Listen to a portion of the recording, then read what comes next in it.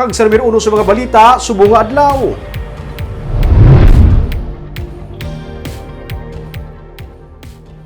Sumugod Pebrero 1, hindi na required ang mga Pinoy nga nagainabot sa Pilipinas nga magpaidalong pa sa quarantine. Kinahanglan lang sa mga nagainabot sa Pilipinas nga mga Pinoy nga magpresenta sa negative RT-PCR test result within 48 hours kag vaccination card. Ang ini ang ginanunsyo ni Acting Presidential Spokesperson Carlo Nograles. Kung makapresenta ang pasahero sa sini nga mga requirements, hindi na sila kinahanglan pa nga mag-observe sa mandatory facility-based quarantine.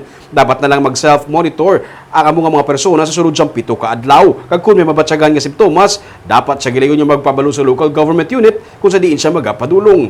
Ang mga unvaccinated o kung mga wala pa makatapos ang 2 ka dose sa bakuna, ang kinahanglan niya magpresenta sa negative RT-PCR test result nga nakuha sa sulod sang 48 oras kag magpaidalong pagid sa quarantine samtang ginahulat ang RT-PCR test pagid diri sa Pilipinas nga ipatigayon sa ikalima nga adlaw sang quarantine. Temporaryo naman nga isuspend ang green, yellow kag red classification sa mga pungsod sumugod Pebrero 1. Meanwhile, for the unvaccinated, partially vaccinated, or individuals whose vaccination status cannot be independently validated, they shall be required to present a negative RT-PCR test taken within 48 hours prior to departure from country of origin.